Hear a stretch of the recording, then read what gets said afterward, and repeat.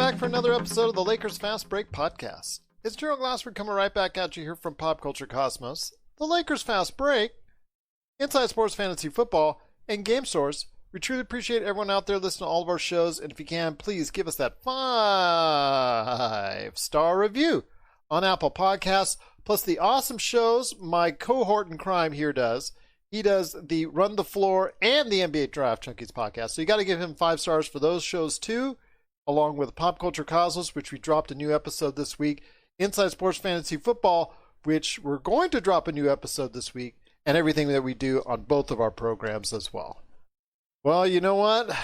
A great day indeed if you're a Nuggets fan, making history. I think it was 74 years, I think is what I heard. The first time in 74 years in the NBA, a team has come back not just once, but twice, from down 3-1 in 2 different series, back to back, and it was the Denver Nuggets today with a most surprising 15-point win over the Los Angeles Clippers. Also as well, there was a great game. What do you know? Another awesome down-to-the-wire game in overtime, where it was a tremendous performance by Jimmy Butler and a just truly awesome block on Jason Tatum by Bam Adebayo. That was one of the best blocks I've ever seen, I'll tell you right now. And yeah, it's ever. That was just sensational. And there was just 2 great games indeed. Just one that was really surprising and one that came down to the wire. And here today to talk to me about that is my good friend. You got to check out what he's doing today. If you're watching on Facebook Live, his awesome array of videos that he's doing time in, time out, week in, week out, day in, day out at NBA Draft Junkies on YouTube, plus the site NBA Draft Junkies, and of course I mentioned earlier his podcast, NBA Draft Junkies, and of course the Run the Floor podcast as well. It is my good friend Rafael Barlowe. And Rafael, I was wondering if you hear that sound. It sounds like something's on fire. Oh yes, it's the Clippers getting roasted on Twitter. Oh yeah, it's they better not log on to any social media tonight. I mean, Kawhi probably doesn't really have it, so I think he'll be indifferent about it. But yeah, it's a rough night. It's the sound you hear might be the Clippers front office burning contracts. Also, well, that's the first thing I want to ask you. I think it's going to start with not just the players. I mean, they might look at that, but there's the situation there with Doc Rivers and how he never really had 100%, I think, control of this team. And he even admitted to such at various points in time in the bubble. But we heard off and on, I'll check my email right now, CC805. And while I'm doing that, I want to ask your opinion on this real quick, my friend. When it comes to what we saw with the Clippers, yeah, okay, maybe they never got it all right in the bubble, but they've had a couple months in the bubble now to get things right. Even with the late arrivals of Williams and you know how long he was quarantined and all that, and of course Montrezl Harrell. They had plenty of time to get this thing right. Because the Lakers, to me, I just think with the Lakers, when they've said they've only had 10 games together and whatnot, I think that's a little bit overblown as well, because they've had weeks of practice as well. What are your thoughts on the Clippers and how everything just imploded in this round? Well, one, you can't use it as an excuse, because if there was any team that should have been out of shape or that didn't have time to gel in the bubble, it was the Nuggets. I mean, remember, they started off with like 8 players. Like, they didn't have enough guys to run 5-on-5. Yeah. Either he didn't start playing until the last game or so in the seeding games, or he started playing late. Gary Harris just got back to playing the last game or 2 of the last series. So, yeah, I mean, I don't think the Clippers can really use that as an excuse. And nobody's going to give them a pass because, you know, they were kind of a little arrogant coming into the season. And, you know, just the way that, I mean, you can say it started off with Pat Beverly and the guys clowning Dame when he missed those free throws. The way Morris, how he was fouling Doncic or whatever. And then, you know, just so many different things that have made people not like the Clippers, you know, this season. And so, Yeah, I mean, it just sounds like an excuse. I mean, I just read that Doc said they had a few guys that were out of shape, and Chris Haynes reported that guys, needed breathers in the fourth quarter. So it's going to be really interesting to see what happens going forward. I mean, Doc Rivers, I mean, he's such a good guy, and I think that because he's he's known as just a good person, and he's well liked by the media. But you have to really, really question: has he been the right coach as far as winning and being a championship coach with this Clippers team? I mean, he's been a coach since maybe 2013. He's never been past the second round. Yeah, not once. And he's had ridiculous talent. 3 different guys won 6 Man of the Year. I mean, Chris Paul was All NBA. Blake Griffin was All NBA. DeAndre Jordan was All NBA 1 year. He had 2 guys make All Defense this year. Yeah, DeAndre Jordan was All Defense. Yeah, at his height. Yep. JJ Redick. I mean, he's had talent like from top to bottom in the last 5 years. Outside of Golden State, you can't really name a coach that has had more talent or more guys win different individual awards and accolades. And so, I mean, I wouldn't be shocked if he did come back. He's also the highest paid coach in the NBA. So can you justify being the highest paid coach in the league when you haven't been past the second round? That's right. You can't. It's hard to justify that, especially when on paper. And I understand Marcus Morris, even before Game 7, I think it was even before Game 6, talked about how they're always acting like how they should be on paper. But on paper, on talent alone, they had more talent 1 to 12 than anyone, or even 1 to 15 than anyone in the NBA. So I don't want to hear the excuses from any Clippers fans out there because I don't think they have any. And I don't think they have any for the entire bubble because, yes, I understand they were later rivals, but everybody had their issues. Are you saying they don't have any excuses or there's no Clipper fans? Well, both you or my past, it's been from LA, and we've actually interacted with the Los Angeles Clippers at various points in time. So you and I both know the answer, but I have a feeling when the Clippers open up their arena, there'll be more fans, more of their own fans once they're able to go ahead and not be under the cloud of the Lakers in the Staples Center. They'll still be under a cloud period because they're in LA. I wish they would have, again, a long time ago. I've told you this before. They should have taken the ticket to go to the Pond in Anaheim. But that was just me. I thought that, when they were going ahead and playing, a limited amount of games there, I thought that was going to lead into something a little bit more beneficial for them. But, hey, be that as it may, they want to stay in LA. And, he emailed his image. CC805 emailed his image of his bet for $100 for Denver to win $275. He just was feeling that the Clippers were going to choke. Well, you know what? Congratulations, CC805. You just made $175. So That's awesome.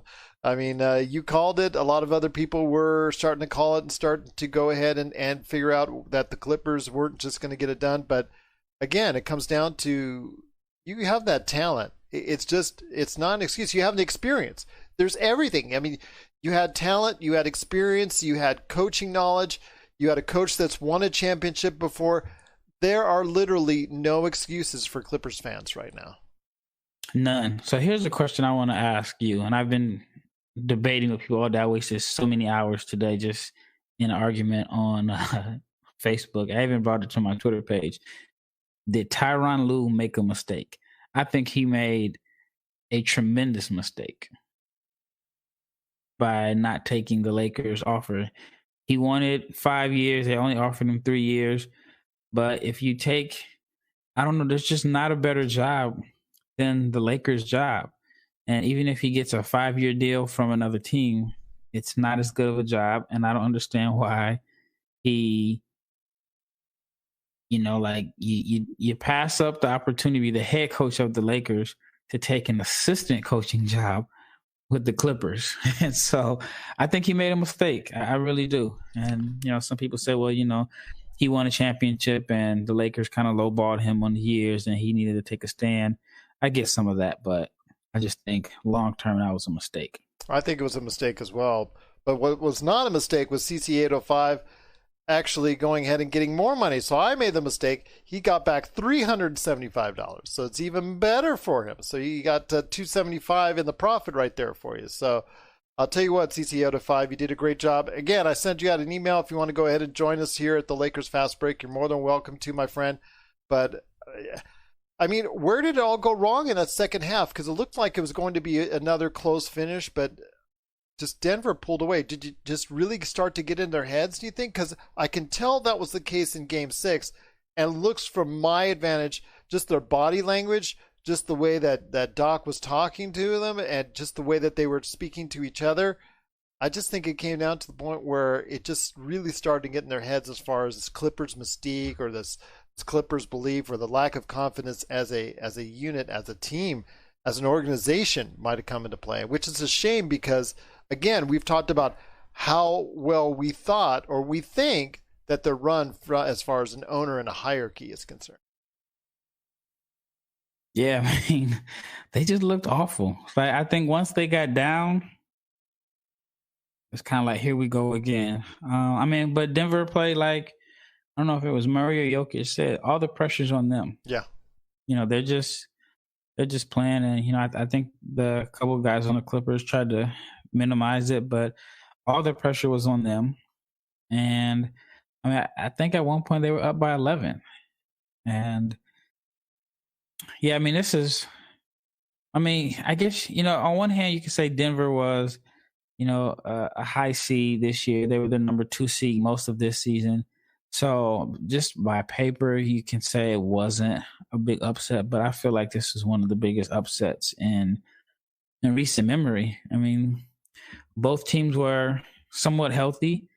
You know, Denver's missing Barton, but they haven't had him, you know, this whole series. But the Clippers were supposed to have this great defense, and they couldn't defend. Like, they couldn't defend. I mean, I feel like Montrezl Harrell probably lost some money in the bubble. He's going into a free agent year. He was unplayable at times.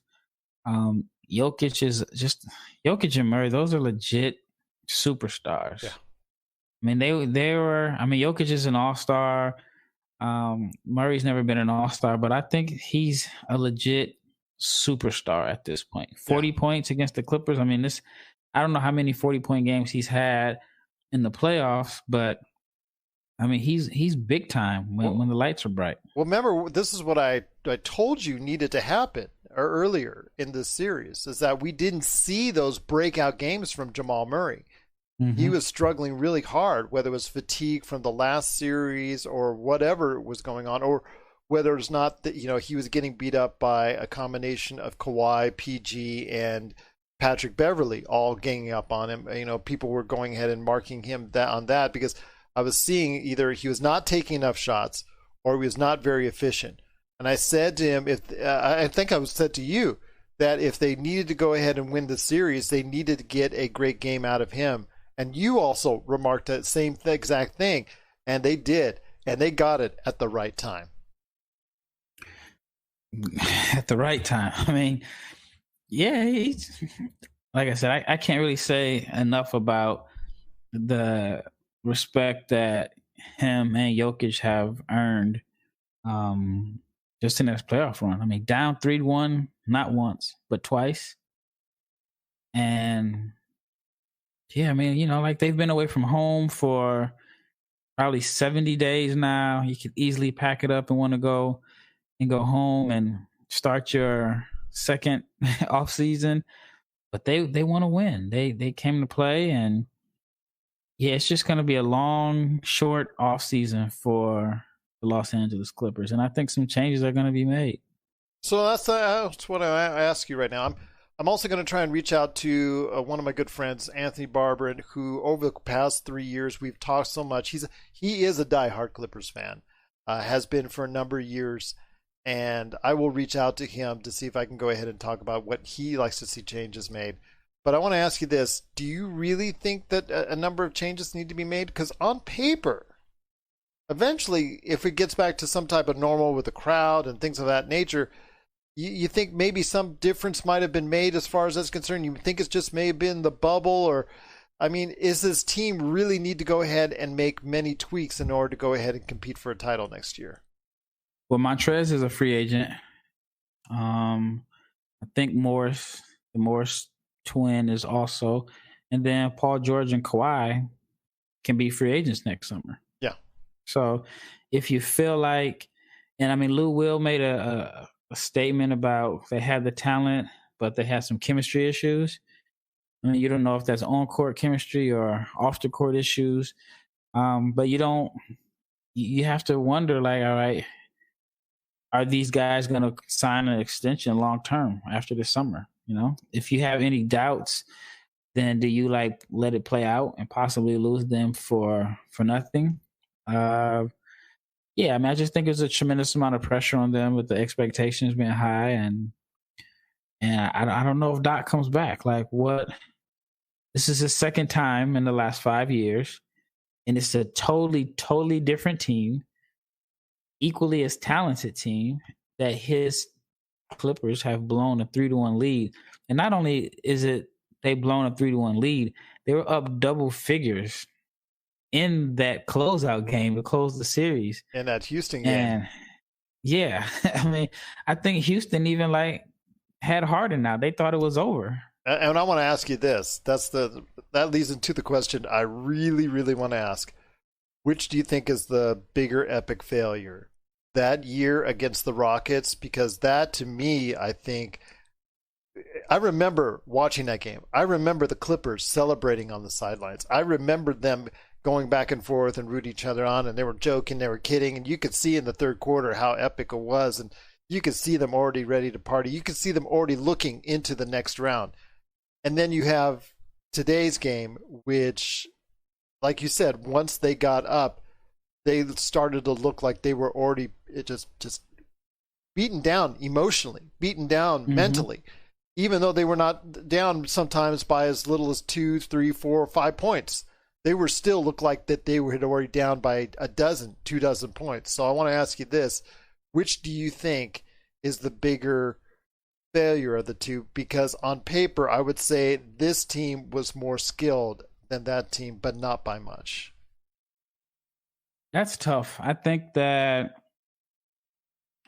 I don't know if the other team had more weaknesses, I think, that could have been exploited in this one. Even I look at that team, and I was around. I was around that team earlier that year. Yeah, I was around that team earlier that year. So I was living in LA, and the guy I was working with, he was on the team. So I knew of some of the issues that they had in the locker room that year. So I knew that the guys weren't getting along. So that part wasn't surprising to me in a sense. And I don't even think they were. I mean, I thought people thought they were good, but I never remember people really feeling like the Clippers were the favorites to win the championship. I mean, there were a lot of people that thought that this year's team was going to win a championship. So I think even more than the Bucks and the Lakers. I think a lot more. I mean, I know Vegas had the Lakers as a slight favorite. It was a very slight favorite. And after coming out of the bubble, going to the playoffs, after the seeding games, it was a very small margin. In fact, I think the Clippers at one time, based on betting, I think the Clippers actually surpassed the Lakers here in Vegas. But for when you talk to most analysts, in fact, I don't know did you pick the Clippers to go all the way? I know there were several people out there that I was talking to. I appeared on a dozen shows, and I think most of them were picking the Clippers.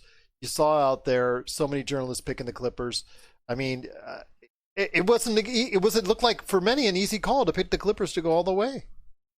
Yeah, I know at one point I predicted the Clippers to win the championship, but then I remember on your show I said that the situation with Lou Williams and those guys, you know, I said that would never happen on the Lakers. Yeah, absolutely. That distraction. So, and that's when I thought like, because you remember Alex Caruso wanted to go to Texas. And LeBron said Alex changed his mind, and we were all thinking it was for his sister's wedding. Yes, and I think he was willing to spend didn't they say like $30,000 for a private plane? So yeah, and that's when I felt like, that would never happen on any Lakers team. And the Lakers have some characters on their roster, from JR to Dion to Dwight to JaVale. But LeBron sets the tone as a leader. LeBron steering the ship. Yeah, I think Kawhi is a leader, but he's more so a leader by example. While LeBron is the voice of that locker room, and guys are gonna follow his lead. So, and he's been inspired by Anthony Davis and what he's brought to the team.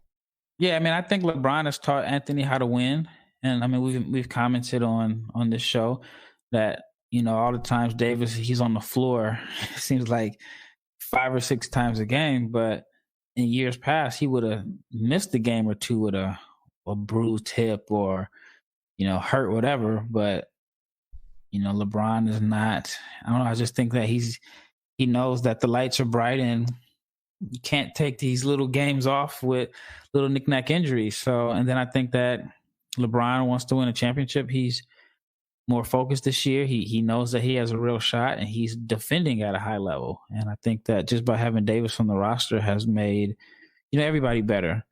Obviously, on paper, they're a better team, but just overall, as far as just like their effort level. So, yeah, and that's what I think the Clippers didn't have. Like I said, that situation with Lou Will, with the wings and the strip club and all of that, that's when I felt like, okay, it wouldn't happen on most teams. A team with a strong leader.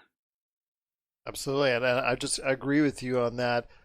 So I'm thinking that even though the game against Houston in that series 5 years ago was the biggest failure, or one of the biggest failures I've ever seen a team go through, I think that this year's team overall, this way that this series broke down, just because of how talented they are, this might have been the biggest failure of the entire organization. Because, like you said, even that team was not picked by many to go all the way as far as for a championship. Mm-hmm. This team was. This team was picked by more journalists, more analysts out there, picked the Clippers than anyone else.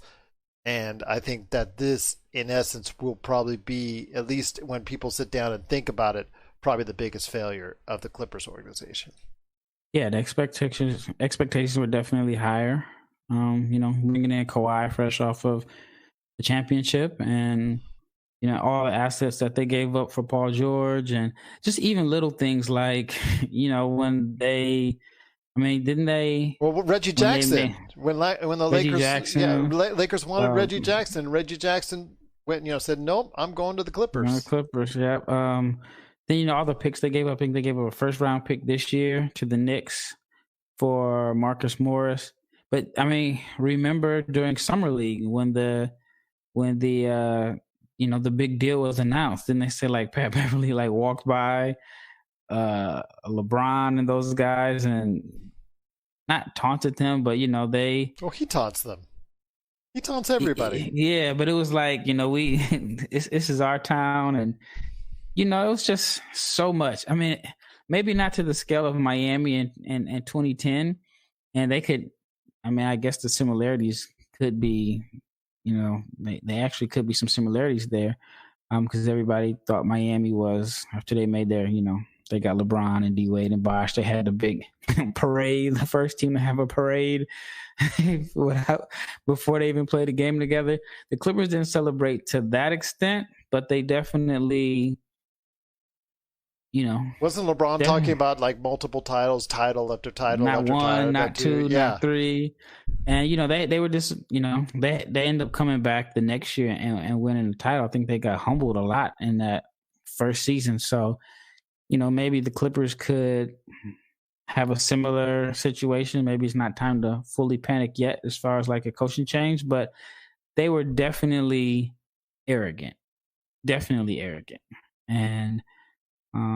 But I think everybody thought this series was over. How many times did I say it's over?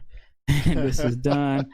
I was mentally prepared for Lakers Clippers. I had all the storylines. I know Laker Tom already had like 9 articles that he wrote that he perhaps would throw away. You're probably right. Shout out to Laker Tom. Yeah. But I wanted to see like this Rondo and Doc. I know they don't really like each other. It would have been interesting to see them in the playoff series. And the NBA loses like the big time story that they wanted out of the Western Conference, but they may have another story in and the rise of the Nuggets and just the fact that his team has came back from down 3-1. This is Rafael from NBA Draft Junkies.com, and you are listening to the Lakers Fast Break.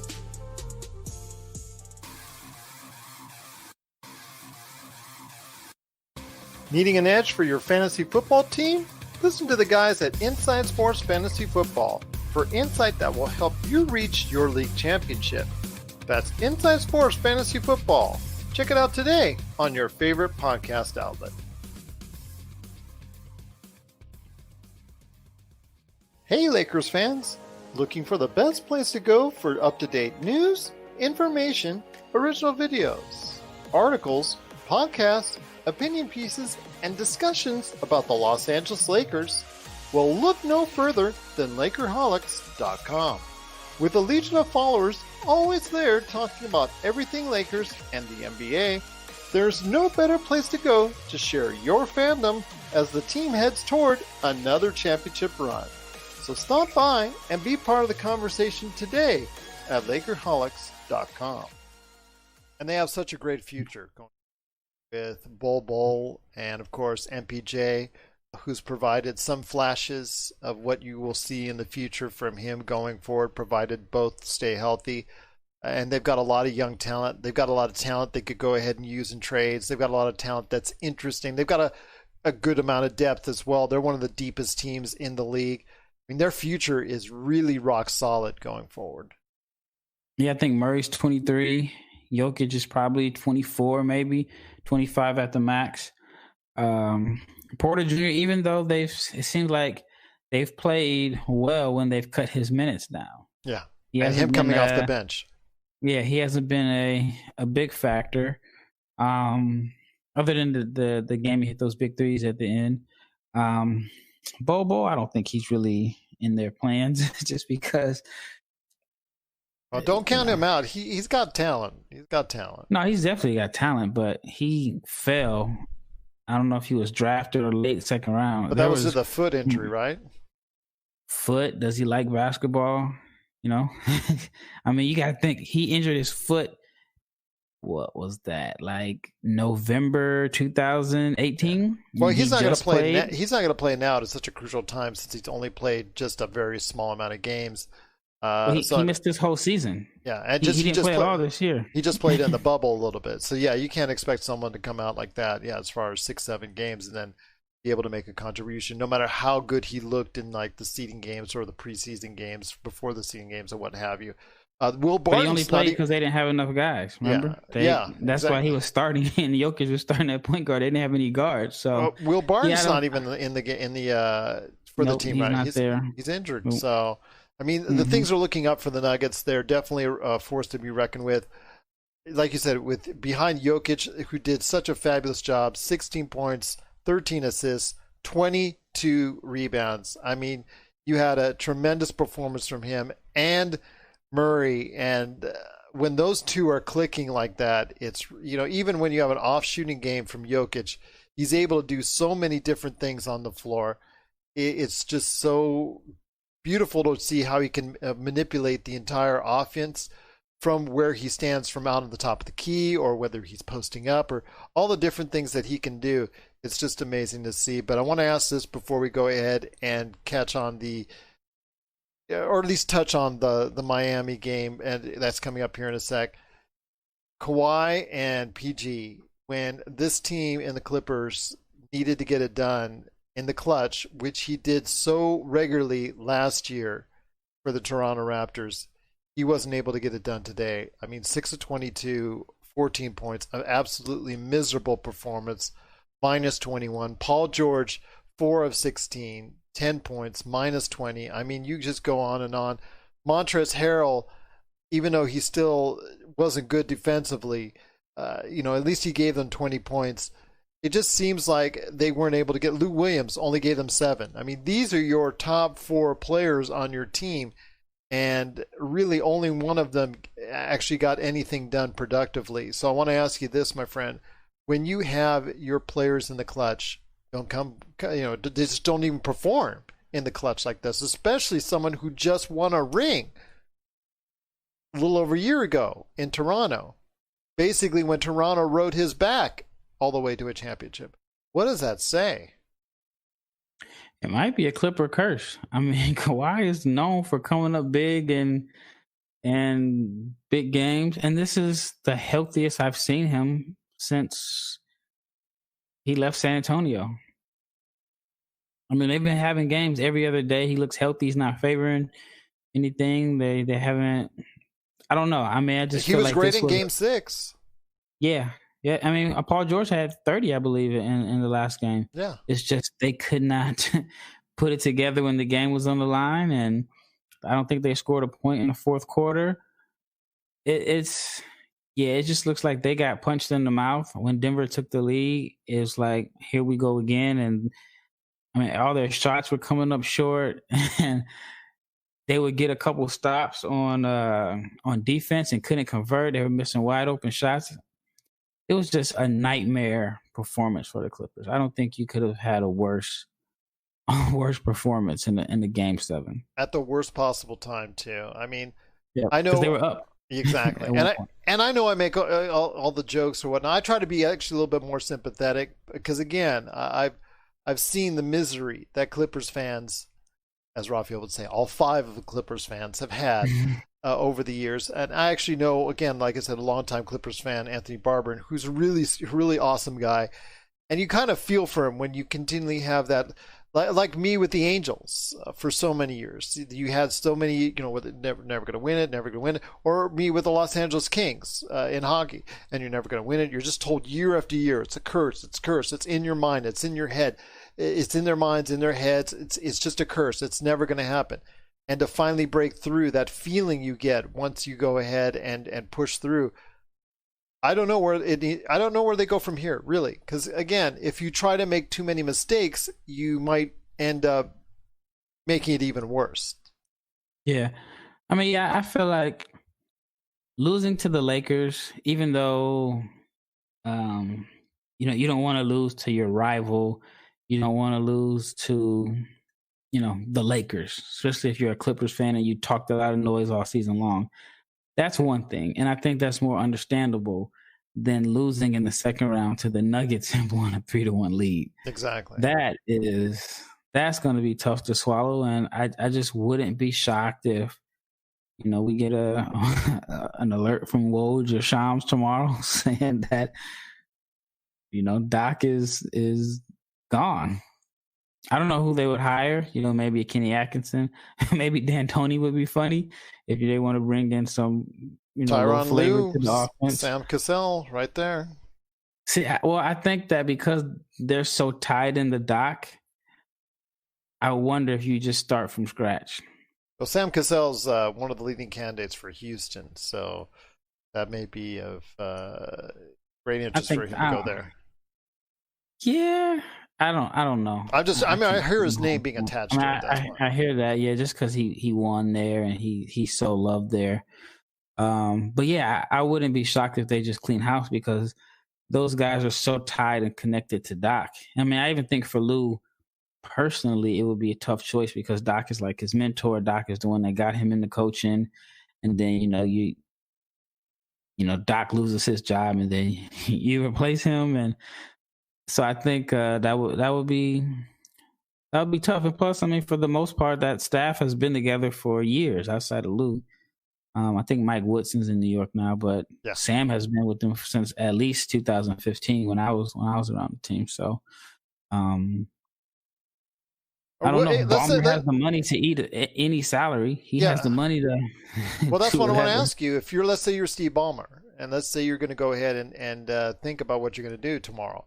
You sit down and plan out.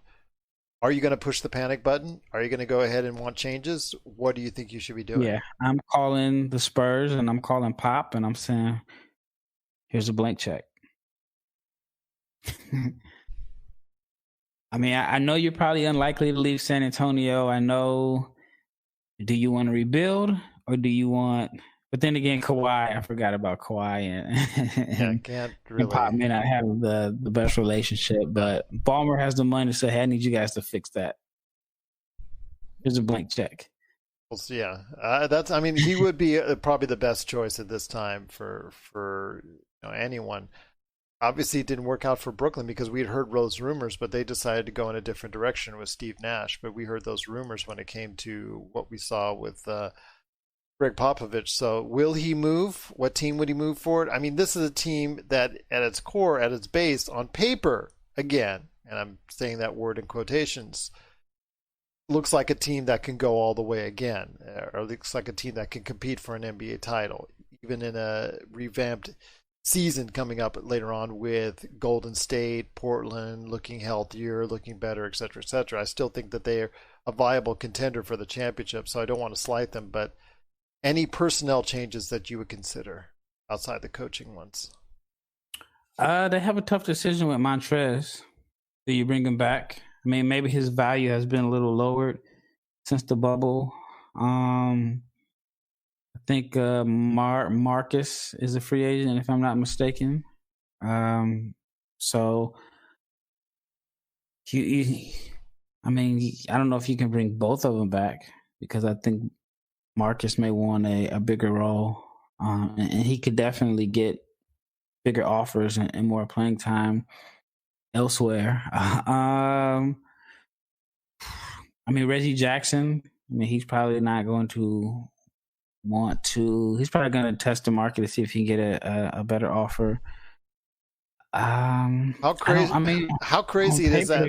Well, I was going to say how crazy it is that Markieff Morris was playing. Marcus Morris is out playing him right now. Yeah. Yeah, I mean, like I'm just disappointed, man. I wanted that storyline: LA versus LA, two twins, competing in the bubble. Rondo, Doc don't really, have the strongest relationship. The LeBron versus Kawhi debate over who's the best. It just would have been an awesome story. It's almost as bad as all the years that we wanted Kobe and LeBron in the finals and we never got it. But we will be having instead Jokic versus LeBron, Anthony Davis versus Jamal Murray in the Western Conference Finals as Denver, in the first time in NBA history, becoming the first team in 2 back-to-back rounds, coming back from a 3-1 deficit by basically dismantling the Clippers in the second half, 104-89. And just, if you want to say that the Clippers choked, I want to say they just did the El Foldo act. I don't know. Whatever you want to say. Just don't go to social media right now if you're a Clippers fan because it's on fire right now. And it's not any love for the Clippers. Yeah. If there's a word that's an elevated word for choke, that would be it today. I mean, how do you come out and blow a lead, especially after game 6? The way that happened. I think they'll be scratching their heads for a long time in downtown LA. Yeah. We're signaling the ref for a quick timeout, but we'll be back with more of the Lakers Fast Break podcast. Check out what's been going on with the Pop Culture Cosmos Show and the PCC Multiverse. I see the potential for basically like another Netflix kind of paradigm shift where here comes this other major player. They have a ton of resources. Apple could change the way that entertainment is consumed. They say it's the only time this year that you'll have stars from each brand battling each other, and we know it's not going to be the case, but they like to say that, and more power to them, I guess. Well, it's a big first step, bringing all those superheroes together. There were definitely some parts of the movie that I really enjoyed, and then there were some parts that I thought just kind of fell short of expectation. Part of it has to be something to do with how it's being promoted, and this is a thing where audiences do not agree with critics. That's the Pop Culture Cosmos Show. And the PCC Multiverse. But every my friend, week on there's Apple more to talk about on today. And over a because dozen I of your almost favorite forgot. streaming And and I was podcasting planning out the options. week. I'm like, oh, we're going to have a game here, a game here. No, we're not going to have any games tomorrow.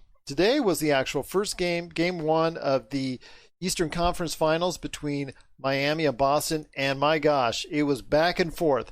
Just the way you'd want to see a series that you and I think is going to go. I think you said 7 games as well, correct? Yeah, I think I had Miami in 7. So as did I. So I'm just, it was just that kind of way you want to start it off, with both teams going back and forth. One would have the lead, then the other would go on a run, then the other would go on a run. Boston had was a semi-comfortable lead, and they couldn't keep it going, and eventually led to the point where Miami took over in the overtime, and Jimmy Butler, again, who started off a little bit shaky, and Dragic had to go ahead and carry them early. He took over later in the game, and Bam Adebayo with the block. I want to say it's just as good, if not better, than the LeBron box. Okay, LeBron might have had one that was almost as good, but my gosh, that block on Jason Tatum, when Jason Tatum was already looked like he was at his apex on his leap, and he looked like he was going to go all the way, and all of a sudden you see out of nowhere, you see Bam Adebayo with the block, just basically a sensational block.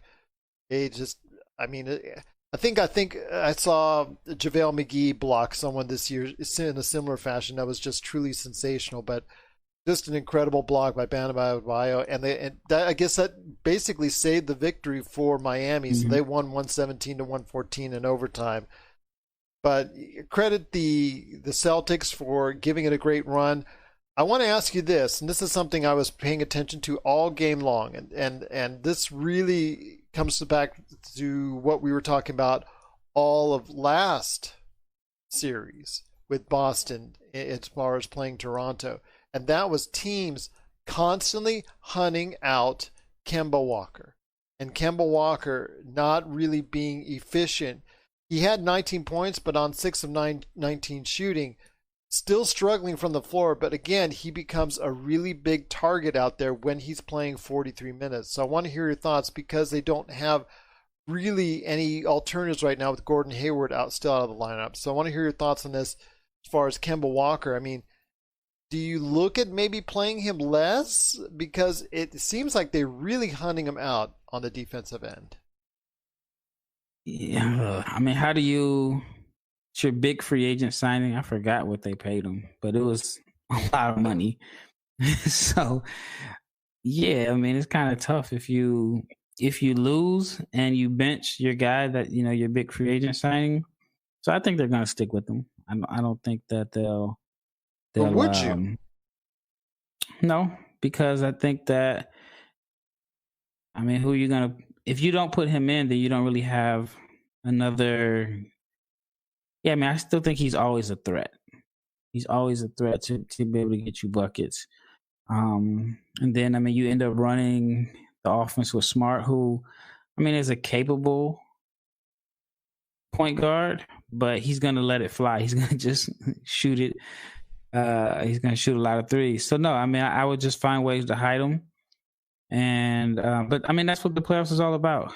I mean, if a team sees a weak link or whatever, they're gonna hunt it out. I mean, just like Denver, they realize Lou Will and Montrez can't defend, so especially Montrez.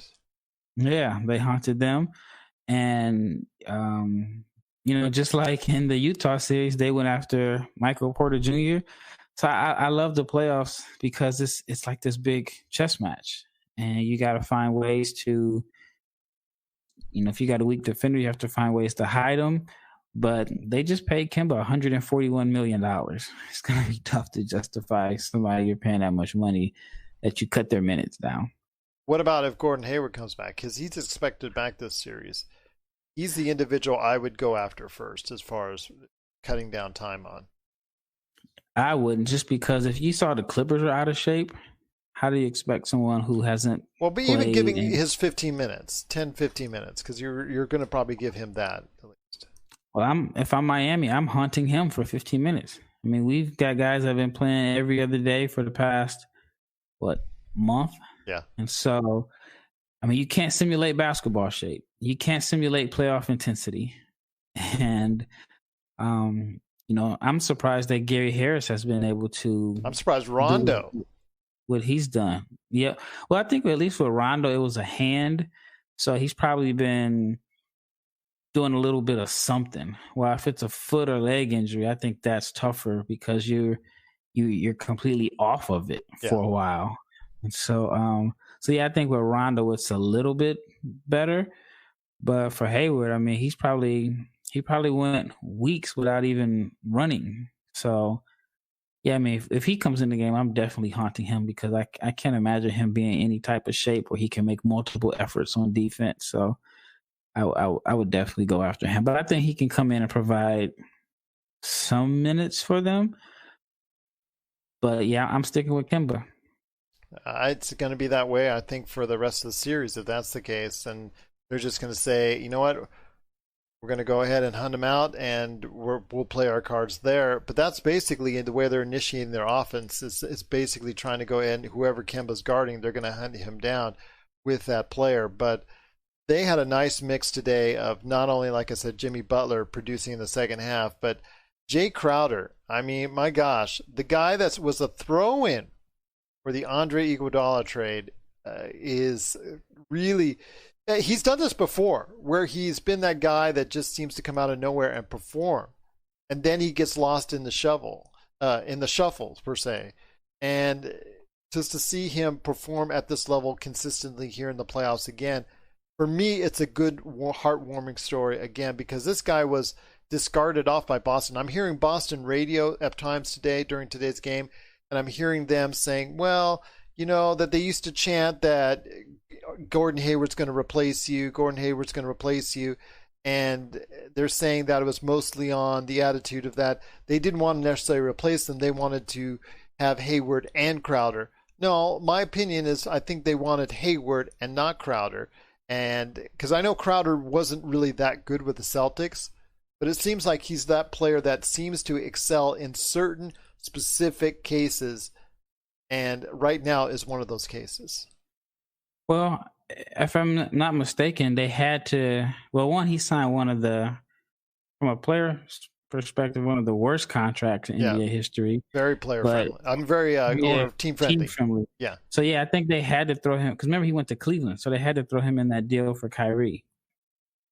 And so yeah, he was in Cleveland for a little while. Then he went to Utah, and then.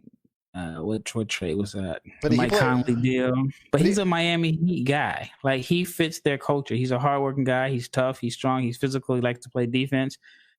And even in Boston, I mean, he was a starter, if I'm not mistaken, on that 60-win team. So yeah, he's I mean, I kind of know, like, when he used to play for the Mavs, I used to see him often in the summertime. Real cool guy. So I'm happy for him to. Memphis, he played well. Well, I think he didn't shoot the ball well in Memphis. I think that's how he was like the throw-in in that trade, because he was shooting the ball really, really bad, if I'm not mistaken. I thought during a playoff series he played well, or am I mistaken? No, it was just this year. Okay, because he was traded for Conley. Oh, that's he right. He played for Utah last year. That's what I meant. Utah. My bad. Mm-hmm. Yeah, he did have a pretty good series that year when they played Oklahoma City. Yeah. And, the whole Melo, that series. But yeah, in Utah, he shot 37% from the floor, 29% from three. He was struggling. I'm sorry, in Memphis this year. But one of those reclamation projects in Miami that's paid off big time. I mean, he's shot very well from the field, and I'm like I said, to me it's a good story because again, as you and I indicated, you previously last week and me this right now that he was a throw-in the trade for the Andre Iguodala, and while Iguodala is probably getting 3 to 5 points a game max, and not even providing. You were supposed to get him not just to score because you weren't really looking at him to score because his 3-point prowess is of legendary status or lack thereof. It was that playing that defense, but he's only out on the floor 15 minutes a game max. Whereas we're seeing a better fit for Crowder on this team, where not only is he getting done, like you said, because of physicality, but the man is actually shooting well from the outside, making it even better to keep him on the floor. Yeah, I mean, all the moves that Miami made has definitely paid off. One of the biggest ones that they didn't make was, remember, Dallas was supposed to take on Dragic. Yep.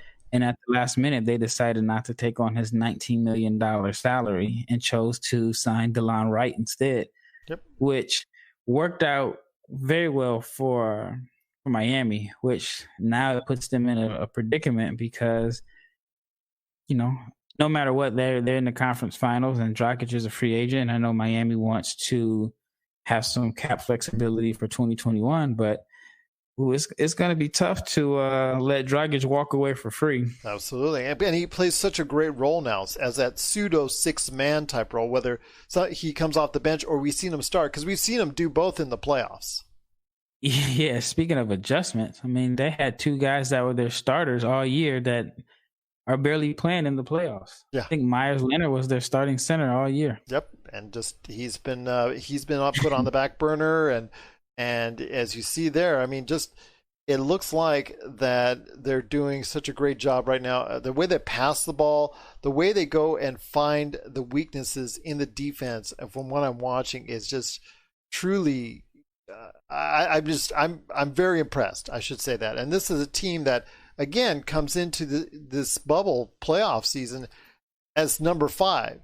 But this is not any normal number 5 because they've got a lot of quality players that can get the job done at every single position on the floor. Yeah, I mean, they just snuck up on people. Nobody thought that they were, I didn't think that they would be a team that would go to the conference finals. I mean, you would have thought, Milwaukee, anywhere between Milwaukee, Philly, and Boston. But Miami wasn't a team that you expected. And, I mean, you hear about the Heat culture and how they have a different way of doing things. I mean, it's real. It's kind of like playoff Rondo. It's one of those things where it's on full display here in this bubble playoffs that,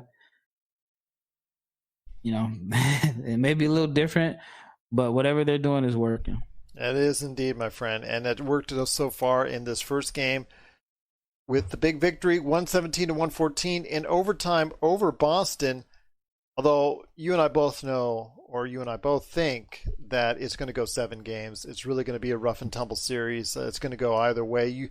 People will probably be seeing it. You and I won't be surprised if we'll be saying it the other way around, with Boston pulling out the close victory and then Miami pulling out the close victory, back and forth.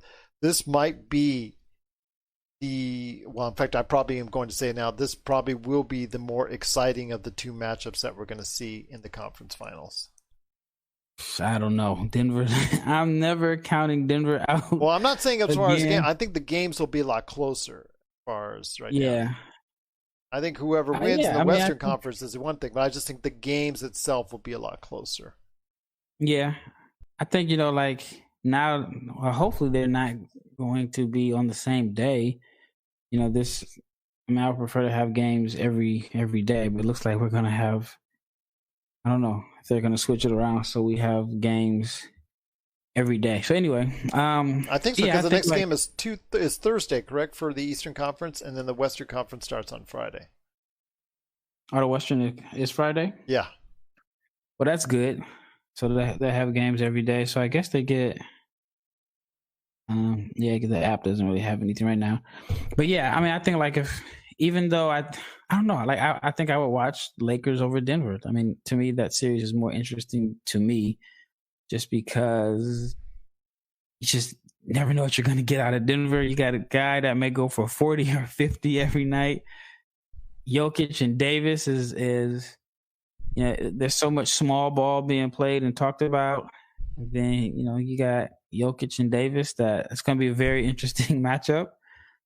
I'm just looking forward to it. What if the Lakers go up 3-1? I mean, then you got to treat game, 5, like it's game 7.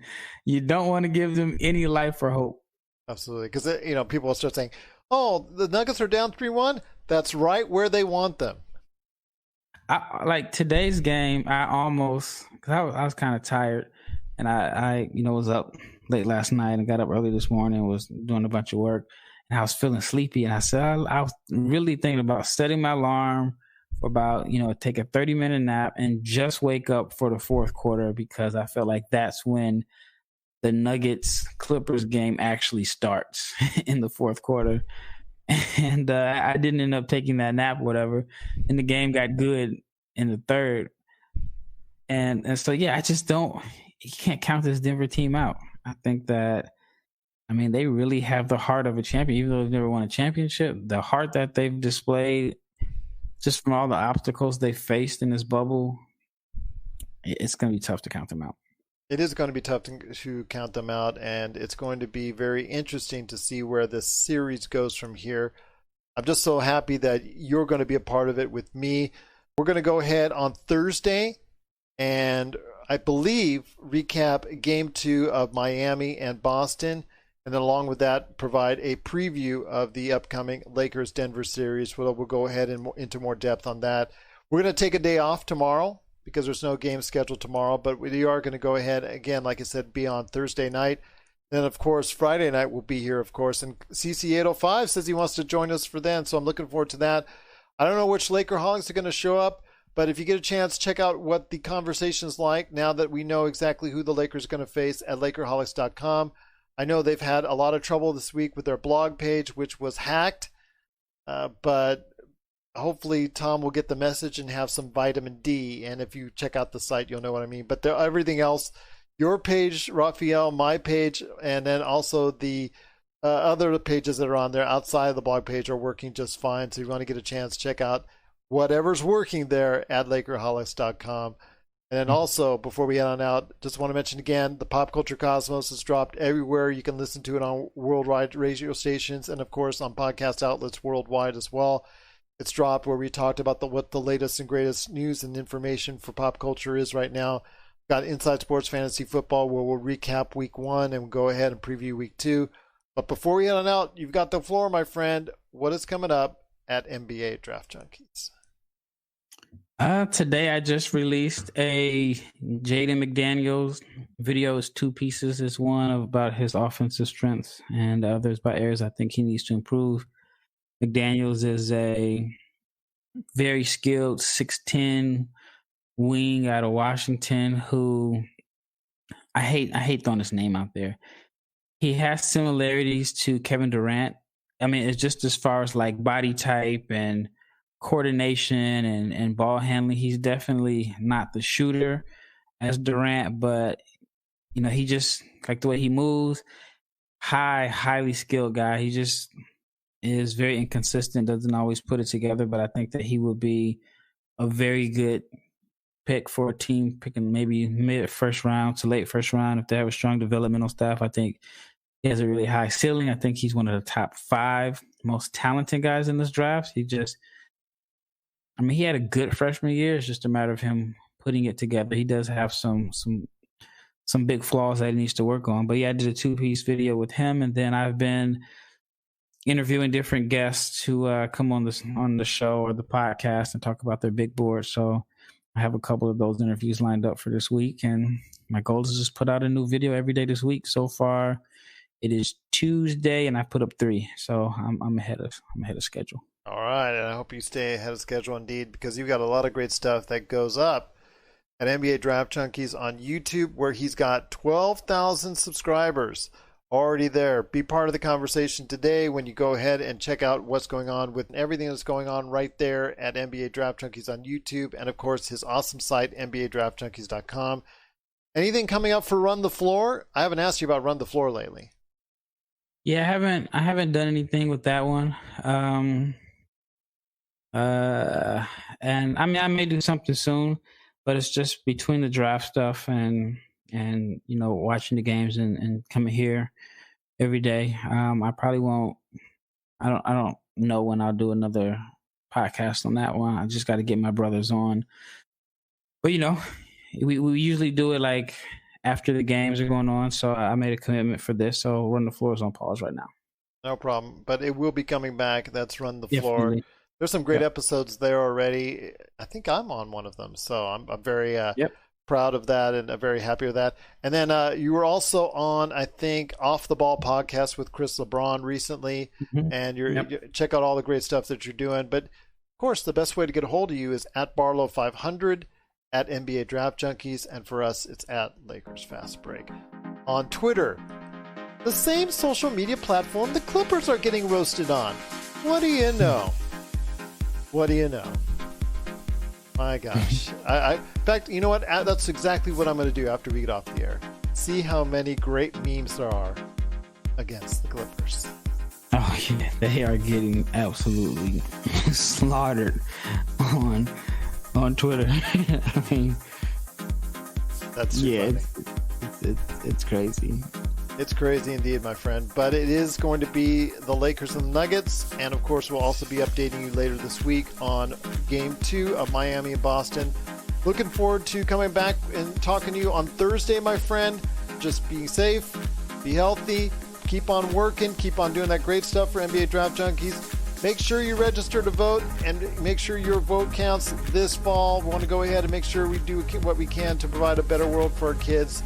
It's all up to you, and it all starts this November, so please go ahead and vote. All right, my friend, I truly appreciate you taking the time to speak to me as always. I'm looking forward to talking to you about Thursday. No Clippers Twitter's memes for you, my friend. Don't be posting them out there. We just go ahead and watch and laugh, because that's what we do. Watch and laugh. Watch and laugh. Watch and laugh indeed. Actually, yeah, that's a good hour for me right there. Watching and laughing on Twitter. And that's what we do.